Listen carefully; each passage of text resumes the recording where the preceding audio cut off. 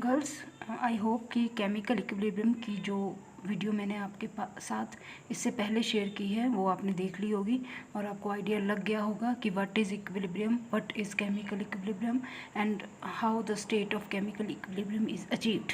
ठीक है, कि किस तरह कौन सी रिएक्शंस में इक्विलिब्रियम अटेन होता है। ठीक है, तो नेक्स्ट अब जो हमने स्टडी करना है that is law of mass action. Girls, बिल्कुल सिंपल से टॉपिक्स है ये। ठीक है, इसमें ऐसा कुछ भी नहीं है जो आपको समझ ना आए, तो अगर कोई प्रॉब्लम होगी तो यू कैन आस्क। तो first we will do law of mass action. It gives relationship between concentration of reactants and rates of reactions. It states that rate at which substance reacts is directly proportional to its active masses, so that rate of chemical reaction is directly proportional to the product of active masses of the reactants, with each term raised to the power equal to its coefficient in chemical reaction. तो जैसे हम example करेंगे आपको clear हो जाएगा। There is nothing very difficult in this कि law of mass action जो है आपको रिलेशनशिप बताता है रिएक्टेंट की कंसंट्रेशन और रेट ऑफ ए रिएक्शन के बीच में, और ये बोलता है कि at a given temperature the rate at which substance reacts is directly proportional to the active masses of the reactants. ठीक है, for example A plus B is giving product, और आपको पता लग रहा है इसमें ए और बी आपके रिएक्टेंट्स हैं and they are reacting to form the product. तो लॉ ऑफ मास एक्शन क्या बोलता है? According to the law of mass action, इस रिएक्शन की जो रेट होगी वो रिएक्टेंट के एक्टिव मासेस के डायरेक्टली प्रोपोर्शनल होगी, क्योंकि दो रिएक्टेंट हैं तो आपने दोनों रिएक्टेंट के एक्टिव मासेस का प्रोडक्ट लेना है। Product means they should be multiplied by each other. ठीक है, तो rate of A reaction for this particular reaction will be directly proportional to the active masses of reactant A and active masses of the reactant B। और ये देख रहे हो आप कि we are taking the product of the active masses of the reactant and the reactant। ठीक है, A और B जो दो रिएक्टेंट हैं उनके एक्टिव मासेस को आपस में क्या कर रहे हैं हम? मल्टीप्लाई। तो that is why it is written here that is rate of a chemical reaction is directly proportional to the product of active masses of the reactant. ठीक है, और तो इसका मतलब अगर हम प्रोपोर्शनलिटी कांस्टेंट को हटाते हैं तो rate of the reaction is equal to this proportionality constant is K directly proportional to the active product of the active masses of the reactant A and B.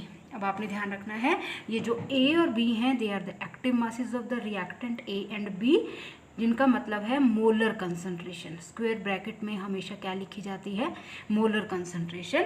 That is the concentration in moles per litre, K is the constant of proportionality. तो आप law of mass action को इस तरह भी बोल सकते हो, at a given temperature rate of a chemical reaction is directly proportional to the product of molar concentration of the reactant. यहाँ प्रोडक्ट ये नहीं है, यहाँ प्रोडक्ट है मल्टीप्लाई। ठीक है, तो वैसे saying rate of a chemical reaction is directly proportional to the product of molar concentration of the reactant. या आप मोलर कंसंट्रेशन यूज कर सकते हो और you can say product of the active masses of the reactant. ठीक है, K को हमने प्रोपोर्शनलिटी कांस्टेंट बोला है which is constant of proportion. तो इसका मतलब क्या हो गया? अगर इस तरह की हमारे पास कोई रिएक्शन हो where a moles of A and B moles of B are reacting to form the product, तो रेट क्या बनेंगे according to law of mass action? Rate will be directly proportional to the product of active masses of the reactant raise to the power equal to their coefficient. ठीक है, क्योंकि इस chemical equation में ए का कुछ भी मोल नहीं दिखाया है, बी का भी कुछ नहीं दिखाया है, मतलब एक एक मोल दिखाए हैं, तो रेज टू पावर नहीं हमने यूज़ किया। लेकिन यहाँ पे हम दिखा रहे हैं कि A moles of A and B moles of B, balanced chemical equation में लॉ ऑफ मास एक्शन बोलता है कि जो रेट होगी वो डायरेक्टली प्रोपोर्शनल होगी product of active masses of the reactants raise to the power equal to their coefficients. ठीक हो गया, ये है लॉ ऑफ मास एक्शन। जहाँ अब हम नेक्स्ट इसी में करेंगे लॉ ऑफ केमिकल इक्विलिब्रियम।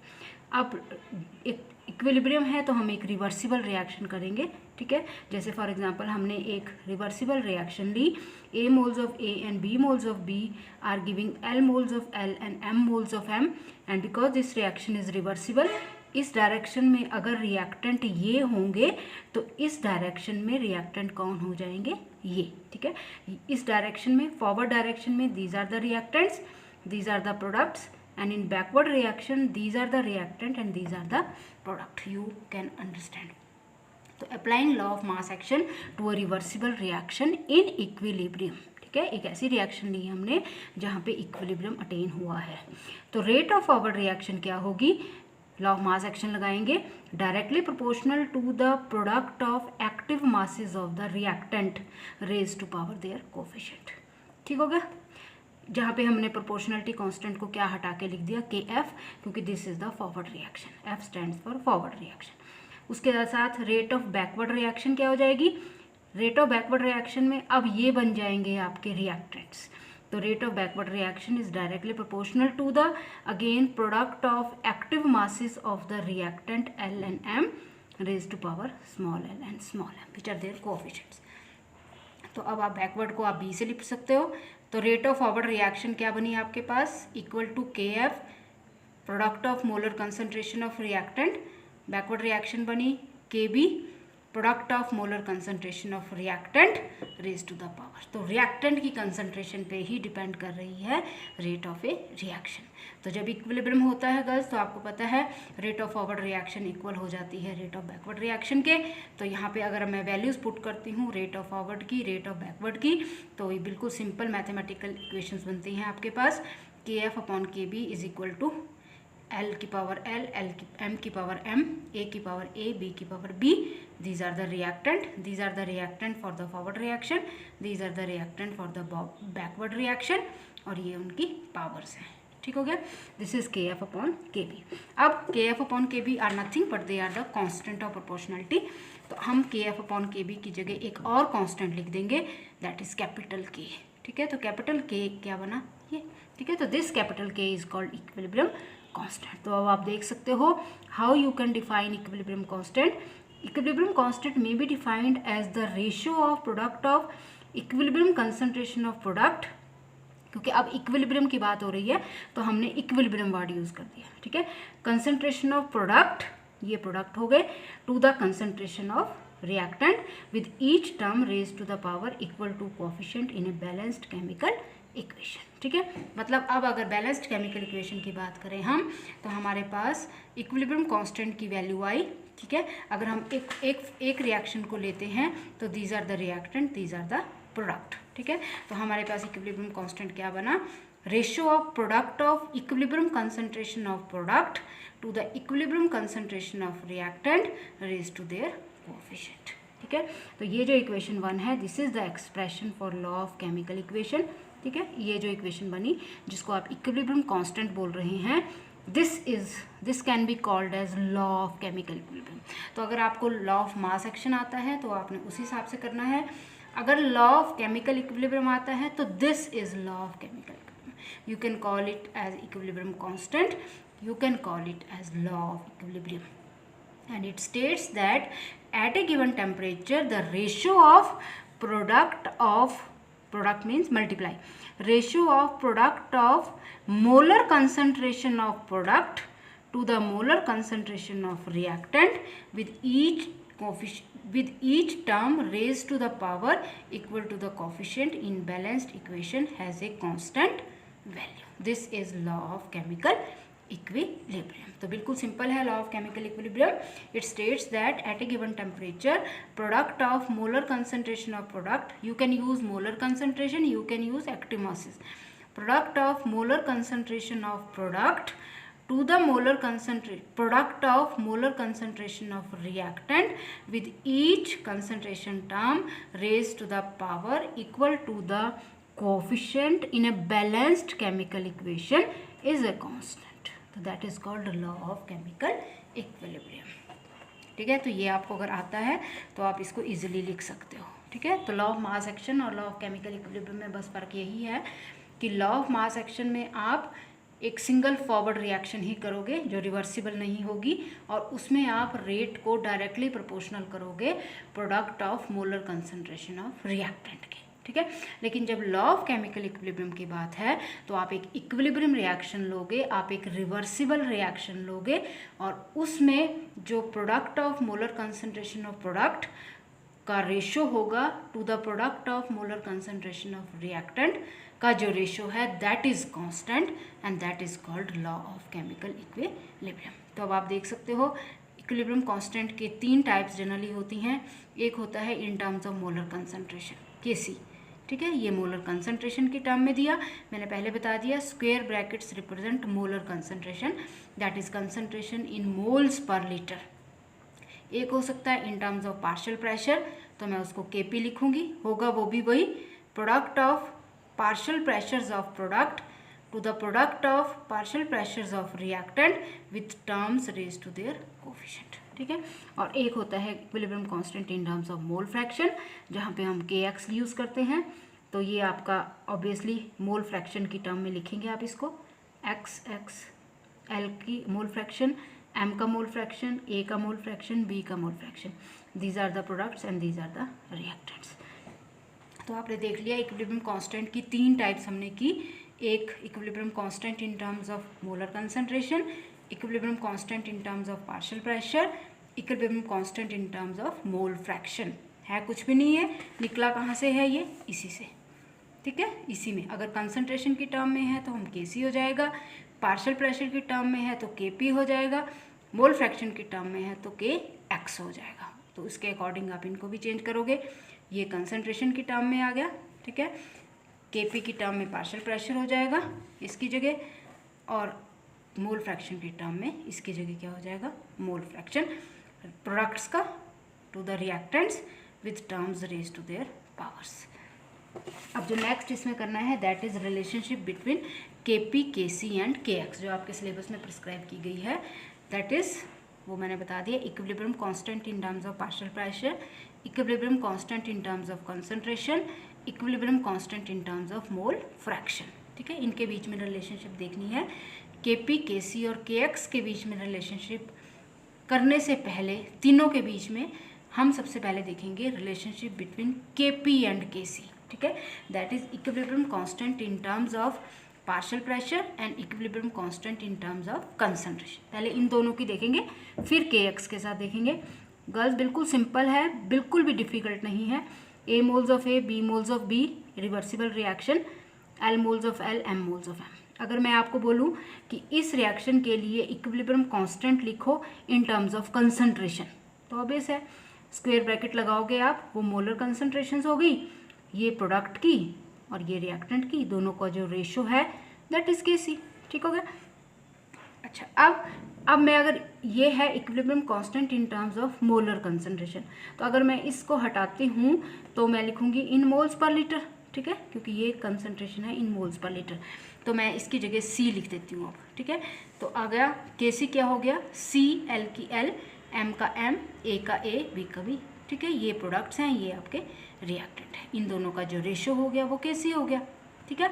अच्छा, Kp क्या होता है, वो आपके सामने है, this is Kp, again partial pressures of product to the partial pressures of reactant का रेशियो जो है दैट इज Kp, ठीक है, this is partial pressure. Ideal gases की अब हमने Kc भी निकाल लिया, Kp भी निकाल लिया, ठीक है, ये हमारे को पता है कि ऐसे लिखते हैं। आइडल गैसेस के लिए Pv is equal to nRT, तो P किसके इक्वल आया, N/V/RT। N/V क्या होता है, number of moles divided by volume is C, that is concentration, तो P आपके पास बना CRT। अब इस P को मैं A के लिए भी लिखूंगी, रिएक्टेंट के लिए, B के लिए भी लिखूंगी, प्रोडक्ट के लिए भी लिखूंगी, L और M के लिए, ठीक है। A के लिए CART हो जाएगा, B के लिए CBRT हो जाएगा, L के लिए ये CLRT हो जाएगा और M के लिए ये CMRT हो जाएगा, ठीक है। अब ये सारी वैल्यूज हम इधर पुट करेंगे, ठीक है, तो आपके पास इक्वेशन बन गई है। आप में बिल्कुल सिंपल है, आपने सिर्फ कुछ नहीं करना, आपने PL की, PM की, PA की, PB की वैल्यूज पुट की, ठीक है, आपके पास ये बनी इक्वेशन। अब आपने क्या करना है, RT और इसको कॉमन ले लेना है, CL, CM, CA, CB की पावर LM AB, ठीक है, बिल्कुल सिंपल है। आर टी की पावर एल प्लस एम, ये माइनस में हो जाएगा, minus A plus B. This is the number of moles of product, दोनों को ऐड किया, number of moles of reactant, दोनों को ऐड किया, ये ऊपर गया तो ये माइनस हो गया। तो आपके पास इसको आप क्या लिख दोगे, delta n, that is change in the number of moles of product to the number of moles of reactant total. तो ये आ गया आपके पास, what is this, this is K C, ठीक है, ये अभी आपने निकाला था, दिस इज के सी, ये ठीक है, दिस इज के सी। तो आपके पास इक्वेशन बन गई के P is equal to K C R T की power delta N. This is the relationship between equilibrium constant in terms of partial pressure and equilibrium constant in terms of concentration, ठीक है। तो आपने एक बार इनको लिखने की कोशिश करनी है, जो नोट्स बनाएंगे आप उसी में आप लिखोगे एक बार अपने ध्यान से, तो आपको ये क्लियर हो जाएंगे, ठीक हो गया। ये आई रिलेशनशिप बिटवीन के पी एंड के सी। अब हम निकालेंगे रिलेशनशिप बिटवीन के पी, के सी एंड के एक्स। तो आपने ध्यान से देखना है इसको। Partial pressure is related to total pressure, ठीक है, जो हम यहाँ पे यूज़ कर रहे हैं दैट इज पार्शियल प्रेशर।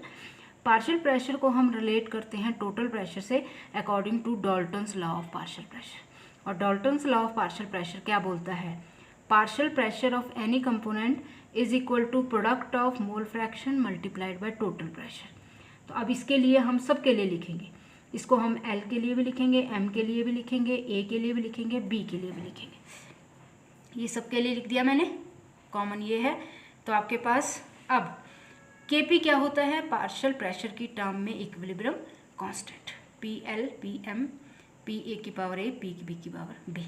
अब क्या करूँगी मैं, पी एल की पावर एल क्या हुआ, एक्स एल पी की पावर एल, ये किया ना आपने, ठीक है। ये सारी वैल्यूज़ आपने यहाँ पुट कर देनी है, जो ऊपर आपने वैल्यूज़ लिखी वो आप इधर पुट कर लोगे। कैपिटल पी मतलब total pressure raise to power L plus M minus A plus B, ये आपने कॉमन ले लिया, ठीक है। और product minus reactant, total number of moles of product minus total number of moles of reactant, ये किसके इक्वल किए हैं हमने, डेल्टा एन के, that is change in the number of moles of product to the number of moles of reactant. ये क्या है, के एक्स। अभी आपने देखा था एक इक्वेशन जहाँ पे हमने किया था equilibrium constant in terms of mole fraction, तो ये था वो, ठीक है। तो ये क्या है, के एक्स, इसकी जगह के एक्स पुट कर दिया, पी की पावर डेल्टा एन। तो ये आ गई किसके बीच में रिलेशनशिप, के पी और के एक्स के बीच में, ठीक है। के P is equal to K X, P की पावर डेल्टा एन। तो ये बन गई आपकी रिलेशनशिप। अब इक्वेशन 2 और 3 को कंपेयर करेंगे हम। इक्वेशन 2 कौन सी थी हमारी, जो हमने रिलेशनशिप निकाली थी के पी और के सी के बीच में, ठीक है गर्ल्स। के पी और के सी के बीच में जो रिलेशनशिप थी, के P is equal to K C R T की पावर डेल्टा एन, और एक ये इक्वेशन आई हमारी जो रिलेशनशिप है के पी और के एक्स के बीच में, that is equilibrium constant in terms of mole fraction, ठीक है। इन दोनों इक्वेशंस को हम कंपेयर करेंगे गर्ल्स। तो जब हमने कंपेयर की तो हमारे पास आ गई K X is equal to K X P upon R T की पावर डेल्टा एन, ठीक है। ये हो गई हमारे पास relationship. For 1 mole of gas P is equal to R T, 1 mole के लिए P upon R T is 1 upon V, ठीक है। अब आप क्या करोगे, इस पी अपॉन आर टी की वैल्यू को इक्वेशन 4 में सब्स्टिट्यूट करोगे, तो क्या बन गया, के सी is equal to K x 1 upon we की पावर डेल्टा एन। इसको रीअरेंज किया, के X is equal to K C we की पावर डेल्टा एन। अगर नंबर ऑफ मोल्स रिएक्टेंट और प्रोडक्ट में कोई चेंज नहीं है, कि जो total number of moles of product हैं वो इक्वल हैं total number of moles of reactant के, तो डेल्टा एन क्या हो जाएगा, 0। तो के पी, के सी और के एक्स क्या हो जाते हैं गर्ल्स, इक्वल, ठीक है। तो अब अगर आपको याद रखना है, अगर आपको रिलेशनशिप बिटवीन के पी और के सी पूछी जाती है तो this is the relationship between के पी एंड के सी। अगर आपको रिलेशनशिप पूछी जाती है के पी और के एक्स के बीच में, तो this is the relationship between के पी एंड के x. This is equilibrium constant in terms of partial pressure, this is equilibrium constant in terms of mole fraction. और अगर अब आपको रिलेशनशिप पूछी जाती है तीनों के बीच में, तो आपने तीनों के बीच में ये रिलेशनशिप रखनी है कि तीनों इक्वल होंगे, लेकिन कब इक्वल होंगे, जब डेल्टा एन 0 होगा। डेल्टा एन मीन्स जो आपके number of moles of product, total number of moles of product, total number of moles of reactant के इक्वल होते हैं, ठीक है। तो ऑब्वियसली जब दोनों को माइनस करेंगे तो क्या हो जाएगा, 0, ठीक है। तो एन डेल्टा एन इज 0, तो दोनों ही इक्वल हैं, तीनों इक्वल हैं। के P is equal to K C is equal to K x. ठीक है, तो बोलने का मतलब है कि एज सच आप सिर्फ दो में रिलेशनशिप निकाल सकते हो, या के पी और के सी में, या के पी और के एक्स में, ठीक है, या के एक्स और के सी में। तो देख लो, एट ए टाइम हम दो के बीच में रिलेशनशिप निकाल रहे हैं, के पी के सी के बीच में, के पी के एक्स के बीच में, एंड के एक्स के सी के बीच में। तो देख लो, ये हमारी रिलेशनशिप थी बिटवीन के पी और के सी, ये रिलेशनशिप है के पी और के एक्स, और this is the relationship between के एक्स एंड के सी। ठीक है, तो एट ए टाइम दो के बीच में रिलेशनशिप निकल रही है, के एक्स एंड के सी। लेकिन अगर तीनों के बीच में निकालनी है तो उसके लिए आपको ये लिखना पड़ेगा कि जब डेल्टा एन 0 होता है, that is there is no change in the number of moles of product to the number of moles of reactant, में कोई चेंज नहीं है, total number of moles of product total number of moles of reactant के बराबर हैं, तो delta N 0 हो जाएगा, और तब ये तीनों आपस में इक्वल हो जाएंगे।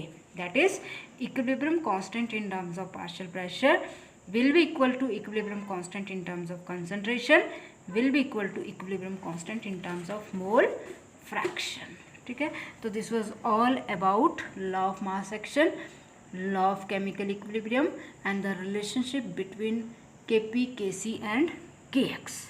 Thank you.